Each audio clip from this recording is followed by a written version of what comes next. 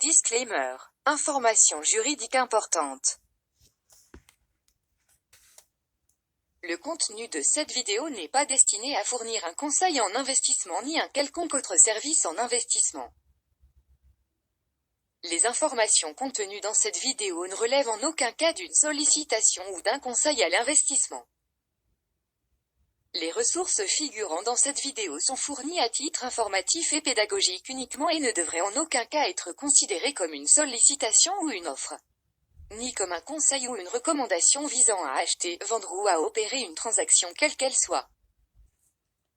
Avant de prendre toute décision d'investissement, l'investisseur devrait comprendre parfaitement les risques et les avantages économiques, ainsi que les particularités et les conséquences juridiques, fiscales et comptables de la transaction, et vérifier que l'investissement est conforme à ses objectifs et qu'il est en mesure d'en assumer le risque. Avant de s'engager dans une transaction quelle qu'elle soit, il est conseillé aux investisseurs de faire appel à leur propre conseiller juridique, fiscal ou comptable professionnel. Les investisseurs potentiels devraient noter que les investissements peuvent comporter des risques importants et que leur valeur peut fluctuer à la baisse aussi bien qu'à la hausse.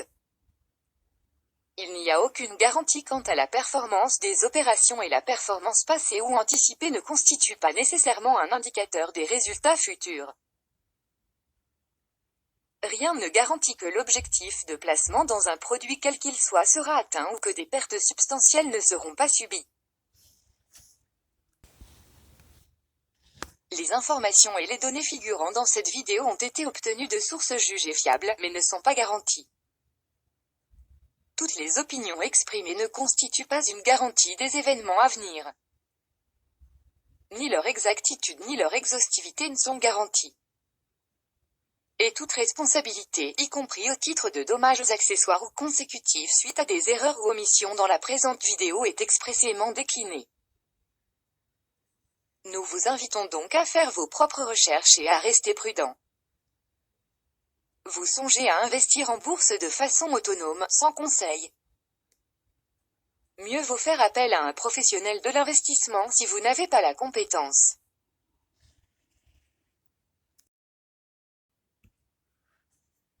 Trading fixe versus trading d'actions en bourse. Comment investir efficacement lorsqu'on est débutant?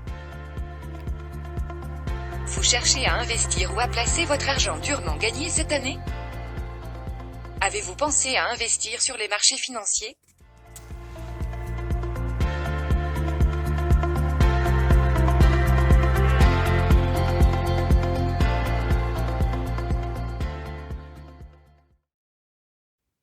Introduction au Forex.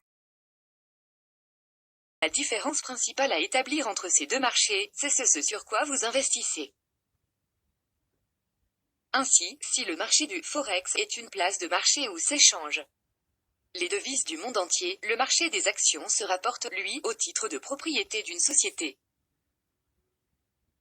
Mais avant toute chose, revenons sur la terminologie et quelques fondamentaux. Marché du Forex. Définition. Le marché du Forex, qui désigne le marché d'échange, est un marché international de gré à gré où les investisseurs échangent des paires de devises mondiales telles que le dollar américain, l'euro, la livre sterling. Pour ce faire, les traders font appel à un courtier qui sert d'intermédiaire entre eux, les autres courtiers et les sociétés qui ne sont pas cotées sur des bourses centralisées.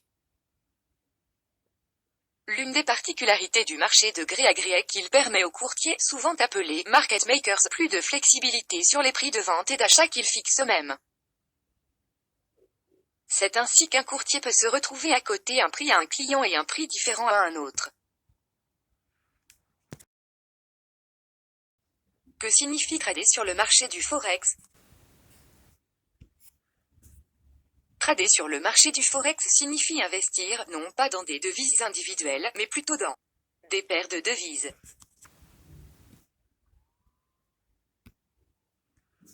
Exemple, euro, USD. Où la devise située à gauche est appelée devise de base, alors que la devise située à droite est appelée devise de contrepartie. Comprendre la conversion de devises. Reprenons notre exemple avec la paire EURO-USD. Imaginons que la paire EUR-USD cote 1,3 $. Dans ce cas, cela veut dire que 1 euro vaut 1,3 $. Combien de groupes de paires de devises existent-ils?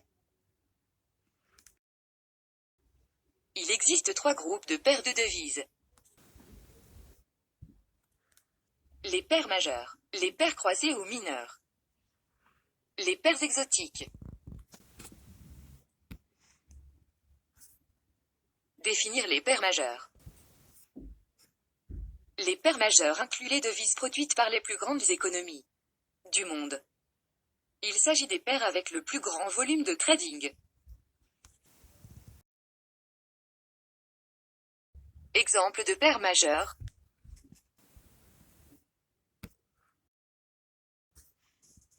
Définir les paires croisées ou mineures. Les paires mineures, également connues sous le nom de paires de devises secondaires ou croisées, incluent des devises de pays développés excepté le dollar américain. Exemple de paires croisées.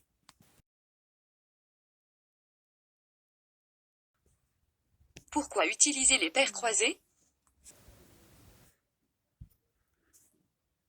Principalement pour économiser du temps. Ces paires permettent une conversion immédiate dans la devise souhaitée et ainsi de contourner le processus de conversion d'une devise en dollars américains. Définir les paires exotiques. Les paires exotiques sont des paires incluant une devise majeure et une devise d'une économie développée ou en voie de développement. Exemple de paires exotiques.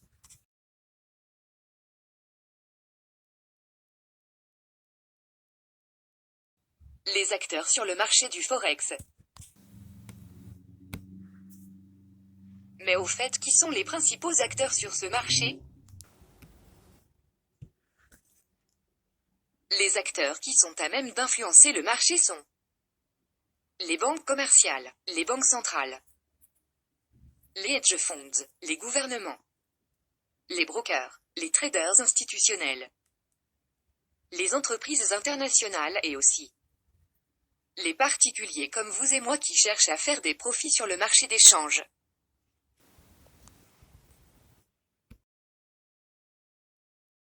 Les tendances du marché.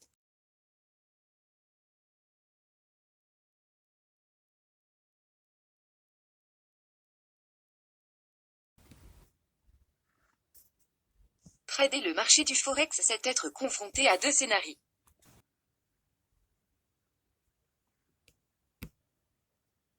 Soit on anticipe une hausse des prix, soit on anticipe une baisse des prix. Le marché évolue toujours selon 3 tendances. Tendance haussière, qui se traduit par un achat lorsque le cours augmente. Tendance baissière, qui se traduit par une vente lorsque le cours baisse. Le trading grand joue le marché est incertain ou plat et qu'aucune tendance ne se dessine. Il est donc essentiel de savoir si une devise est en tendance haussière ou baissière avant de prendre un trade. Pour ce faire, il vous faudra au préalable dessiner et utiliser les lignes de tendance.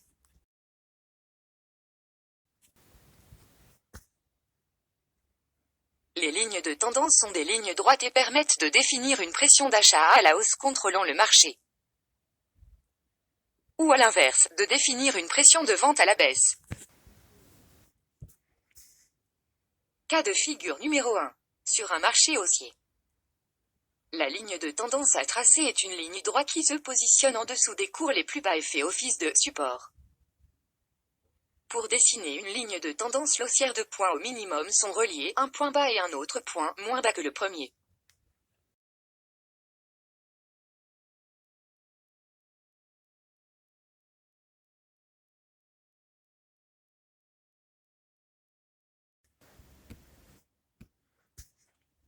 Cas de figure numéro 2. Sur un marché baissier. La ligne de tendance est une ligne droite qui se positionne au-dessus des cours et forme une résistance. Pour dessiner une ligne de tendance baissière, deux points au minimum sont reliés, un point haut et un autre point moins haut que le premier.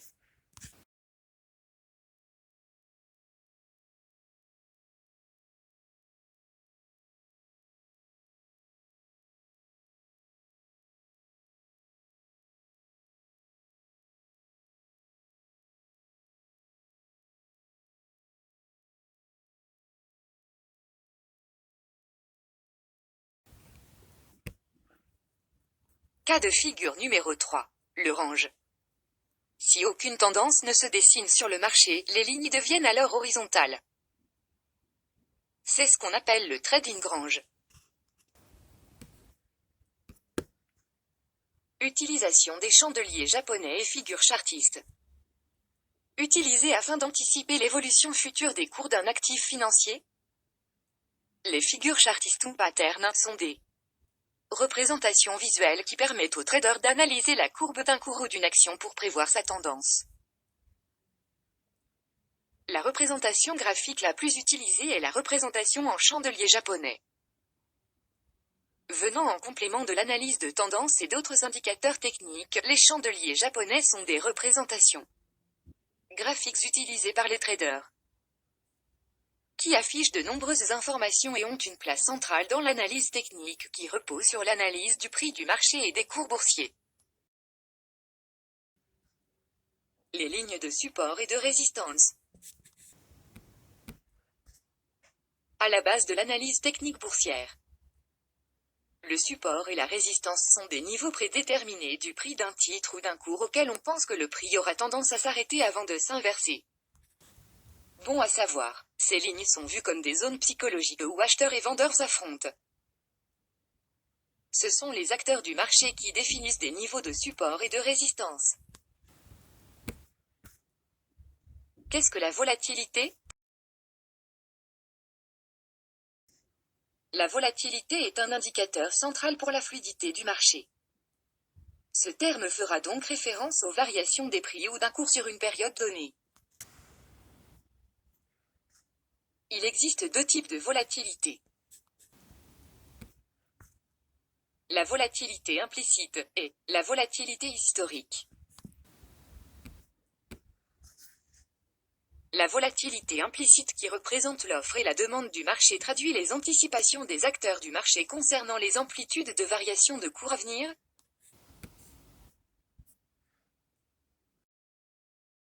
Alors que la volatilité historique décrit les variations passées du cours et prend en compte les fluctuations passées d'un titre. C'est pourquoi plus les incertitudes sont fortes sur une valeur et plus sa volatilité implicite est élevée.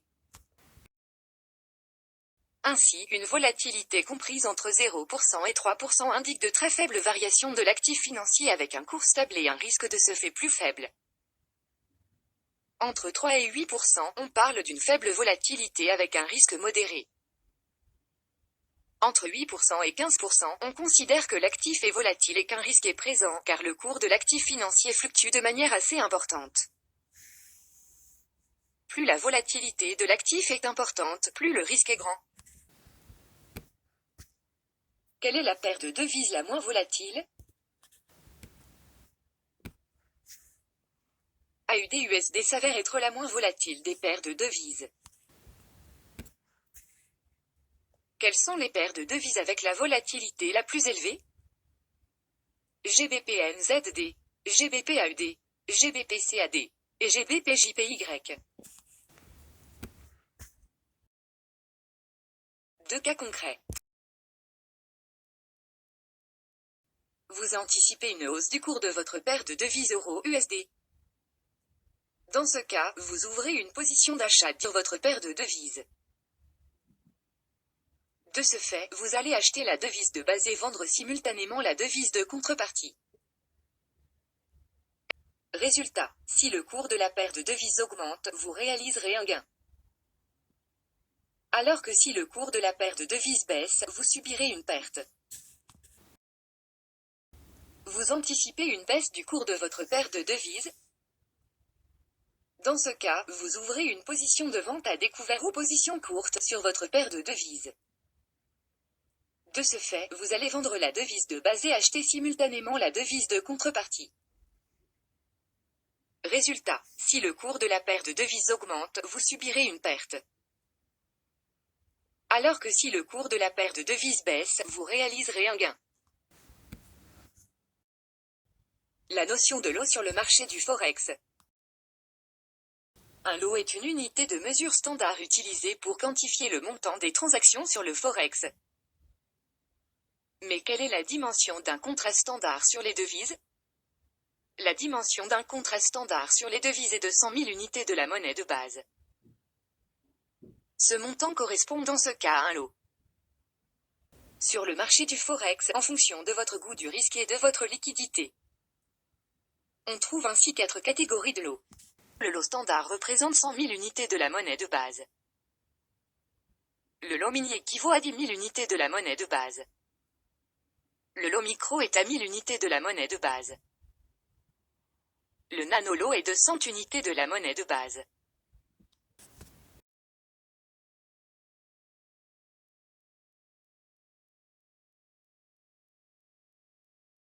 Prenons un exemple où l'unité de monnaie du lot est l'euro avec l'euro comme devise de base. Si un investisseur achète un lot standard euro USD à 1,3920, il achète 100 000 unités pour une valeur de 1,3920 fois 100 000 égale 139 200 $. L'objectif est de revendre quand les 100 000 euros vaudront plus de 139 200 $. Si un investisseur achète un mini-lot d'euros USD à 1,3920, il achète 10 000 unités pour une valeur de 1,3920 fois 10 000 égale 13 920 $.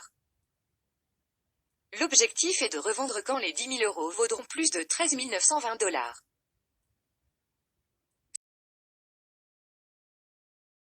Si un investisseur achète un micro-lot d'euros USD à 1,3920, il achète 1000 unités pour une valeur de 1,3920 fois 1000 égale 1392 $. L'objectif est de revendre quand les 1000 euros vaudront plus de 1392 $. Enfin, si un investisseur achète un nano-lot d'euros USD à 1,3920, il achète 100 unités pour une valeur de 1,3920 fois 100 égale 139 $ et 20 cents. L'objectif est de revendre quand les 100 euros vaudront plus de 139 $ et 20 cents. Le trading sur le Forex a donc pour but de profiter de la variation en PIP d'un taux de change, soit une variation de 0,0001 unité. Pour calculer la valeur d'un PIP, il faut diviser un PIP généralement 0,0001 par la valeur actuelle de la paire de devises. Il faut ensuite multiplier ce chiffre par la taille du lot, soit le nombre d'unités sur lequel vous investissez. Qu'est-ce qu'un PIP? Il s'agit de l'abréviation de percentage in point ou pourcentage en point dans le trading forex, qu'on désigne également sous le nom price interest point. Un PIP désigne la plus petite fluctuation de prix dans une paire de devises pour un taux de change donné. Généralement, les pips sont mesurés en utilisant la dernière ou quatrième décimale d'une cotation. Ainsi, si le prix d'une paire de devises évolue de 0,0001, c'est que le prix a alors évolué de 1 pip.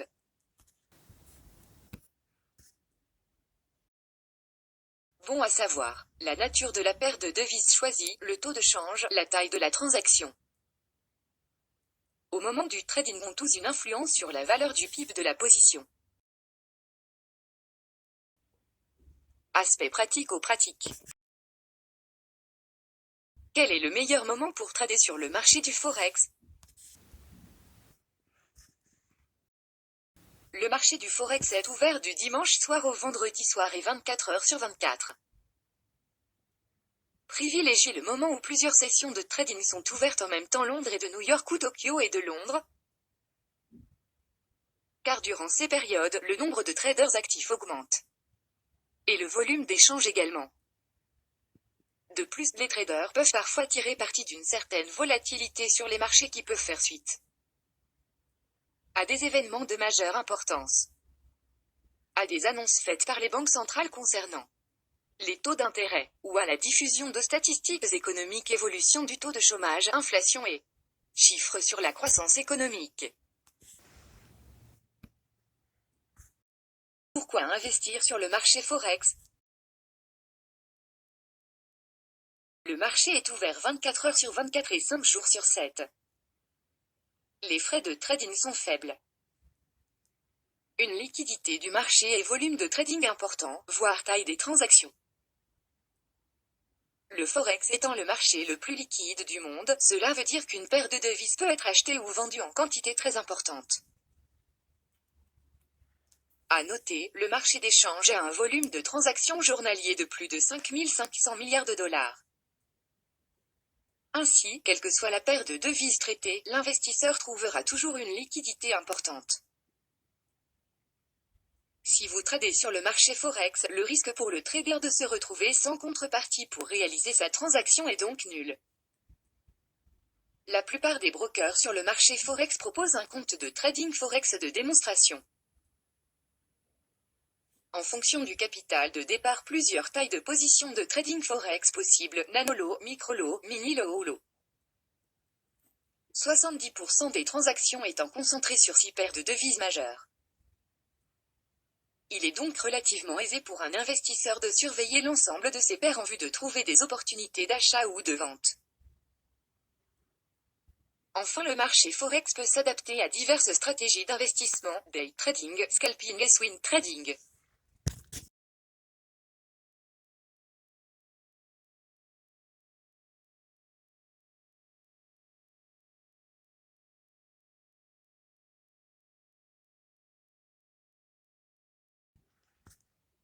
Les pièges à éviter sur le marché du Forex.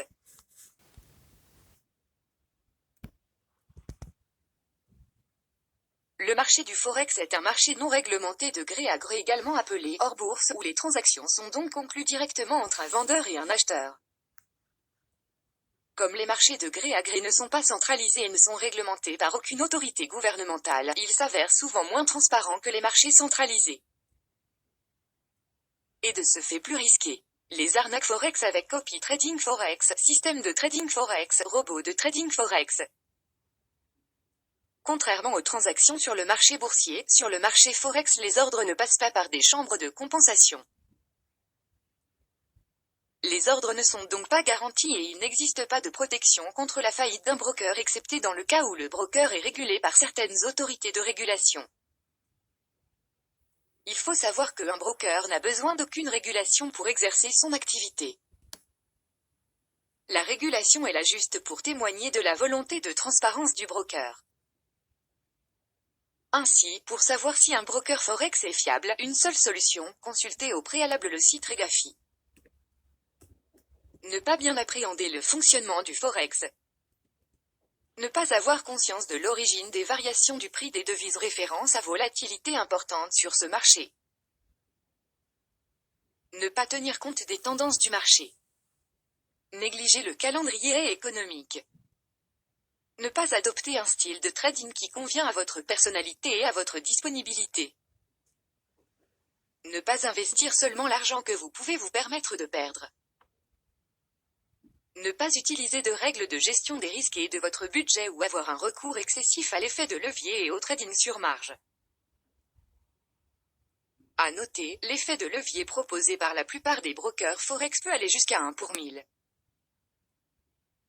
C'est-à-dire avec une possibilité de trader un montant 1000 fois supérieur au solde de votre compte. L'utilisation du levier induit des risques importants. Il n'est donc pas recommandé d'avoir recours à ce service.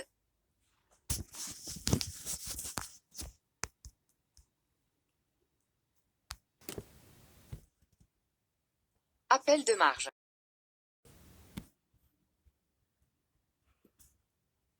L'appel de marge pratiqué sur le Forex intervient lorsque les disponibilités sur le compte de l'investisseur ne sont plus suffisantes pour couvrir les positions qui ont été prises. Dès lors que le montant de couverture minimum requis par le courtier n'est plus atteint. L'investisseur doit réapprovisionner son compte, sinon le courtier procède à la coupure automatique de sa ou de ses positions. Surestimer ses compétences. Après plusieurs réussites dans le cadre du trading de démonstration, il arrive que l'investisseur novice estime qu'il peut déjà faire de bonnes affaires en misant des fonds réels.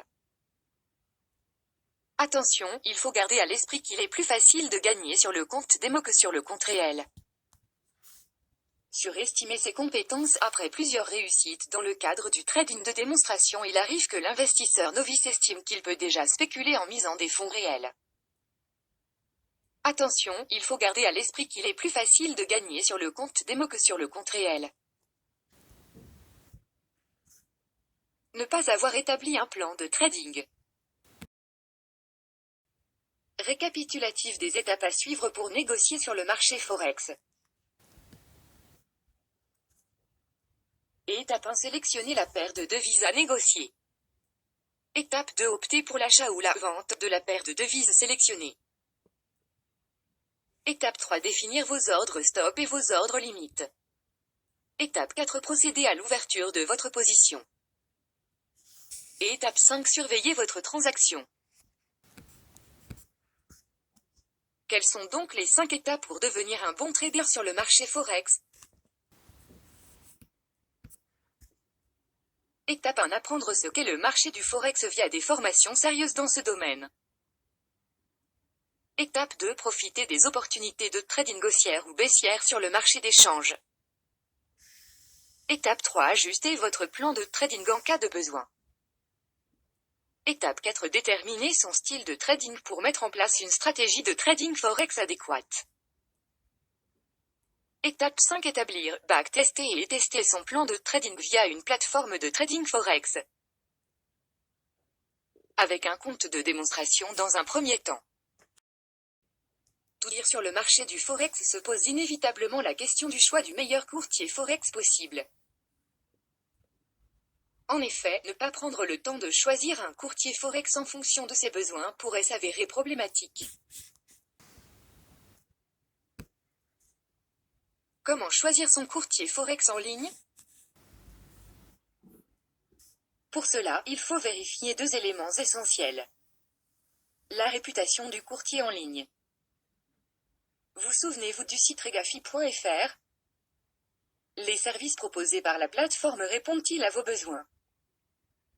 Le courtier sélectionné est-il doté d'une technologie au service de votre trading? Facture-t-il le minimum sur les transactions? Le marché des actions en bourse versus le marché du Forex.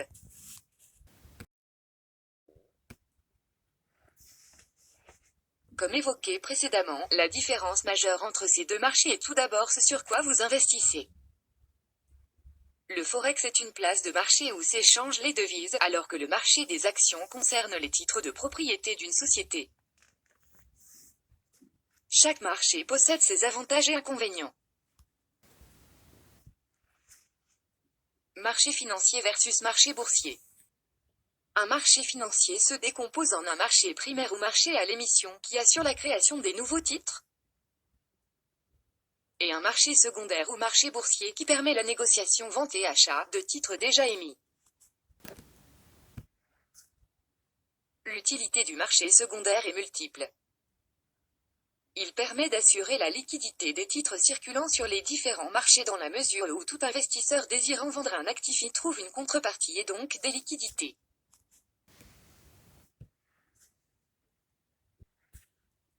Quels sont les différents types de marchés financiers? Les marchés financiers se classent selon le type d'actifs qui y sont échangés. On peut distinguer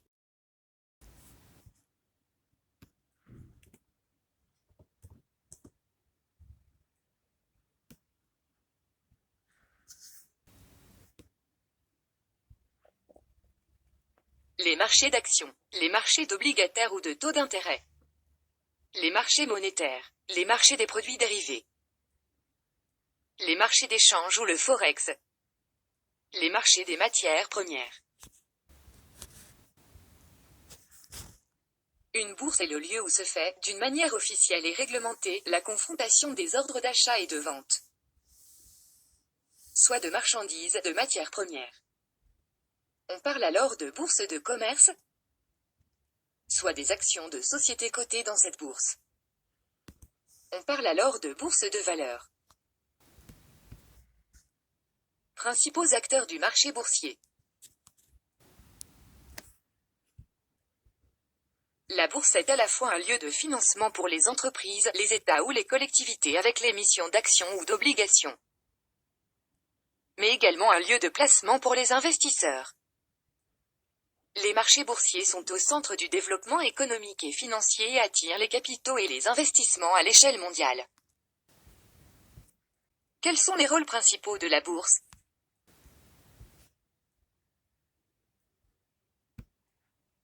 L'égalité entre tous les intervenants par la transparence et l'accès instantané au marché. Et la sécurité par la garantie que les acheteurs seront livrés et les vendeurs payés à date déterminée. Avantages du marché boursier. Il faut savoir que la plupart des Français investissent et placent généralement leur argent sur des véhicules financiers tels que les SICAV, les OPCVM et les FCP. Pourtant, plus de 25 000 actions sont disponibles si l'on ne prend en compte que les marchés américains et européens. Ce qui permet à tous les profils investisseurs d'y trouver leur compte. Plusieurs points de comparaison permettent de faire ressortir les différences qui existent entre le marché du Forex et la bourse.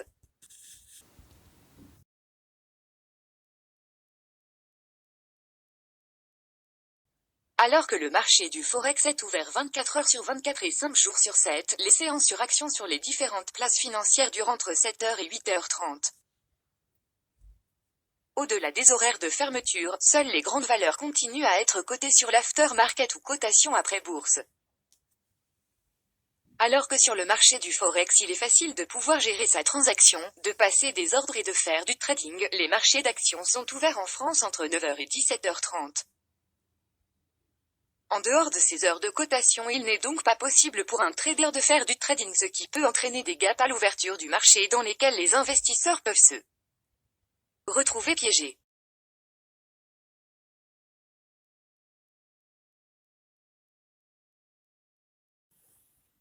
Alors que le Forex est un marché de gré à gré où les différents intermédiaires dont les courtiers publient des fourchettes de cotation et pratiquent des spreads. La bourse est un marché organisé avec une centralisation des ordres qui donne lieu à un cours central. La bourse est un marché centralisé où les ordres passent par une chambre de compensation. Dans la mesure où tous les ordres sont garantis, il existe une protection contre la faillite du broker. Les brokers actions sont tous régulés par les autorités compétentes. Le trader bénéficie donc d'une protection totale. En bourse, le nombre d'actions est important alors que le marché du Forex se concentre sur une vingtaine de paires de devises les plus traitées sur le Forex. Généralement pour vendre la plupart des actions, il est nécessaire d'avoir préalablement acheté. Alors qu'on peut indifféremment acheter et vendre des paires de devises sur le Forex. Alors que les opportunités de trade sont donc beaucoup plus nombreuses sur le marché Forex avec une possibilité de faire du profit dans une tendance haussière ou baissière. La plupart des transactions passées par les investisseurs sur le marché des actions se font à l'achat à sauf en cas de revente. Pour pouvoir vendre une action à découvert, il est nécessaire de passer par SRD et le coût des opérations peut être élevé.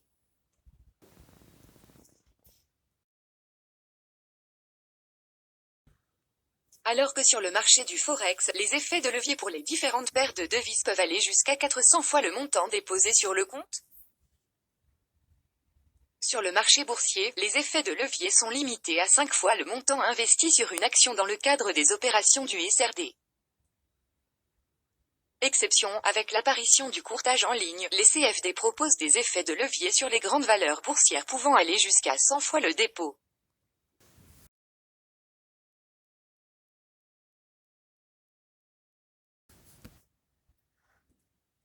Le marché des actions est-il un marché plus rentable que le marché du Forex?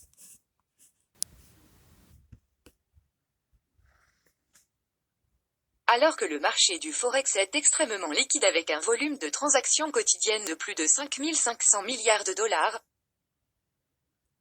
seules les actions des principaux indices boursiers proposent ce niveau de liquidité immédiat. Dès lors qu'on s'intéresse à des valeurs en dehors de ces indices, le marché n'est plus aussi liquide.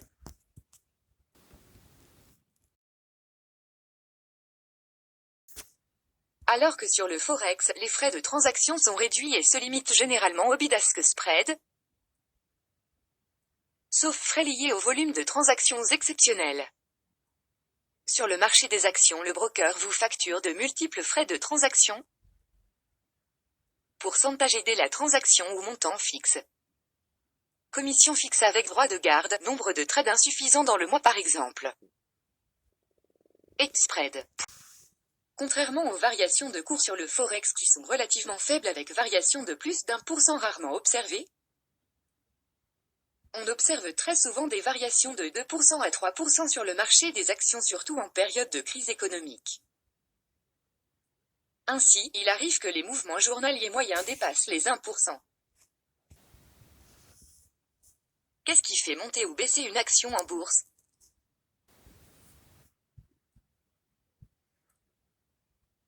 Les cours de bourse varient en fonction de l'offre et de la demande comme dans un marché classique.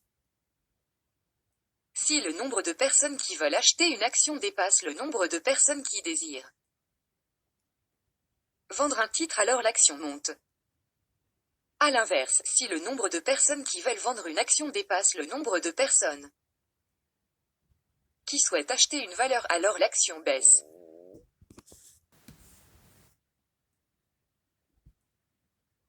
Autre facteur qui influence le cours des actions boursières. Les facteurs conjoncturels. Les performances de l'entreprise avec par exemple l'accroissement des bénéfices. Les facteurs conjoncturels lorsque les investisseurs tiennent compte de la situation politico-économique de pays tels que les États-Unis, l'Europe, Chine. Les facteurs conjoncturels lorsque les investisseurs tiennent compte de la situation politico-économique de pays tels que les États-Unis, l'Europe, la Chine. Les performances de l'entreprise avec par exemple l'accroissement des bénéfices. La nomination ou la démission d'un dirigeant. Les facteurs psychologiques, lorsque la confiance des investisseurs provoque la hausse ou la baisse des marchés.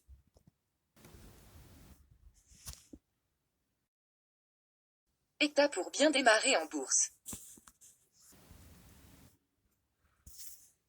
Choisir la bonne enveloppe fiscale de manière à pouvoir bénéficier d'une fiscalité avantageuse sur vos gains. Cela implique de choisir un placement boursier. En France, vous aurez le choix entre deux types de comptes en bourse.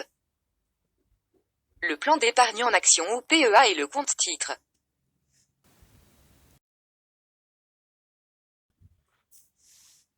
La principale différence entre un plan épargne-action PEA et un compte titre ordinaire réside dans le fait que le premier soit réglementé par l'État alors que le second ne l'est pas. En conséquence, le PEA jouit d'un cadre fiscal privilégié et qui lui est propre. Le plan d'épargne en action est formé par un compte en espèces et un autre en titre. Le premier est alimenté par des versements et sert ensuite à se procurer les titres qui composent le second compte. Le principal intérêt d'avoir un PEA est la défiscalisation.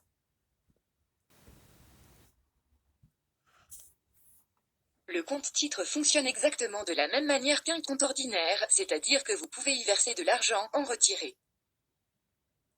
La seule différence réside dans le fait que ce compte détient en plus des actifs financiers. Ainsi, avec le compte titre ordinaire, vous pouvez gérer vos investissements sur les marchés financiers et passer des ordres de bourse.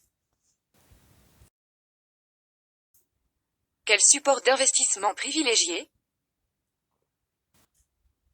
Pour se lancer en bourse sont à privilégier soit les fonds de placement SIC AVFCP.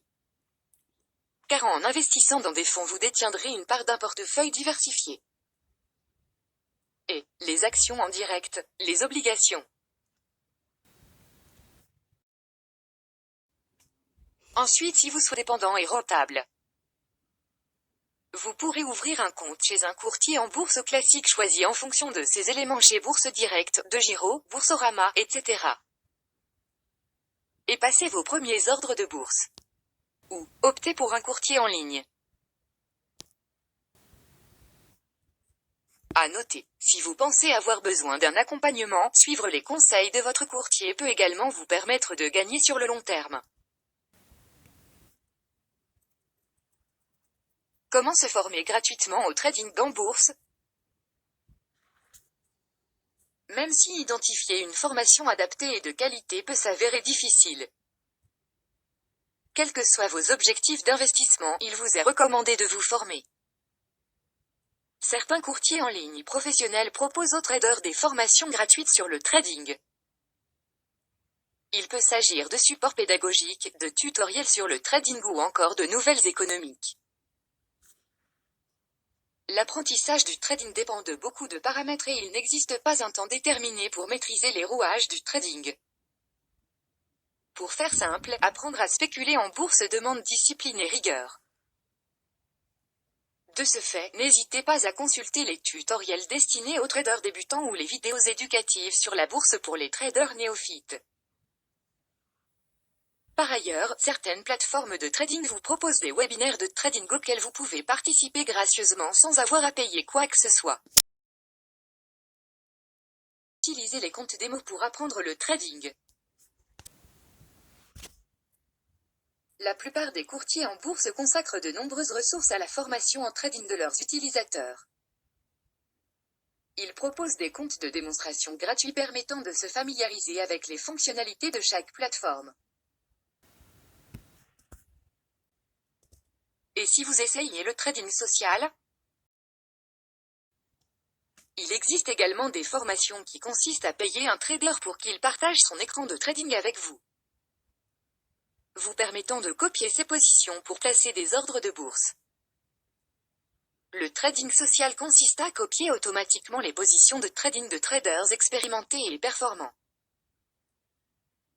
Les débutants en trading sont généralement ceux qui sont le plus intéressés par le trading social. En effet, ce concept leur permet de profiter de l'expérience de traders performants en analysant les positions et de répliquer leur performance.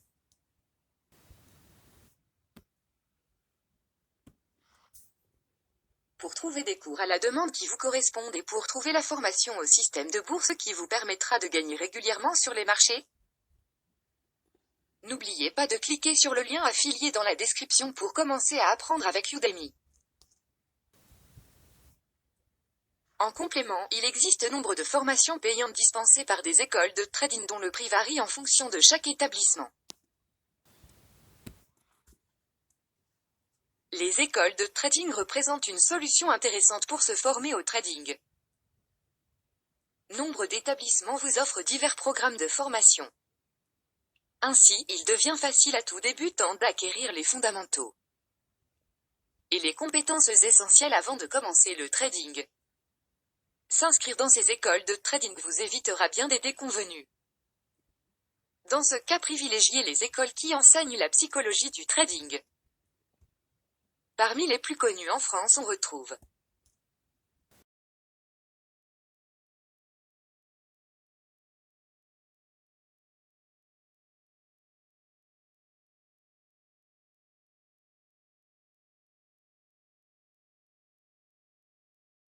Quels ouvrages consulter? Vous souhaitez revoir les bases et acquérir la terminologie et le lexique boursier vous permettant de comprendre les indicateurs d'analyse technique et fondamentale? Dans ce cas, ne vous contentez pas des formations gratuites proposées sur les sites de courtage en ligne. Lisez, on le sait, pour progresser l'importance des ressources documentaires relevant du trading n'est plus à démontrer. Il existe à cet égard de nombreux ouvrages pédagogiques qui permettent de vous prémunir contre le risque élevé dans le trading. Pour étoffer vos connaissances, pourquoi ne pas commencer par la liste non exhaustive d'ouvrages dédiés au trading suivant? Quel sera votre style de trading?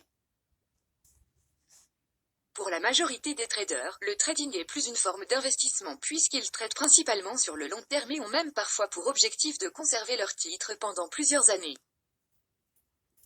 Cela étant dit, sur le marché des actions, un nombre limité de particuliers font du court terme.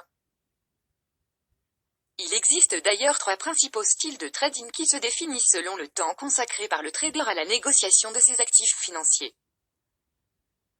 Parmi les styles de trading les plus répandus, on trouve par exemple le scalping qui est une stratégie de trading de très court terme utilisée pour trader sur les indices boursiers et dans laquelle l'ouverture et la clôture des positions se font en quelques secondes ou minutes. L'objectif du scalping est de faire de tout petits gains aussi souvent que possible pendant les périodes les plus actives de la journée. Le day trading qui envisage l'exécution de dizaines de transactions pendant une journée sur la base de l'analyse technique.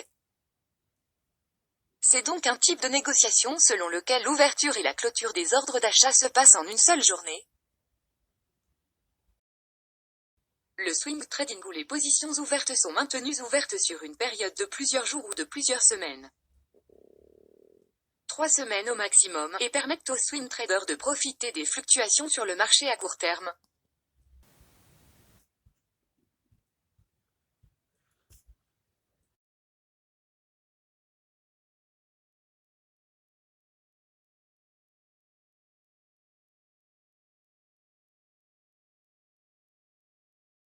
Et vous, quel est votre style de trading ?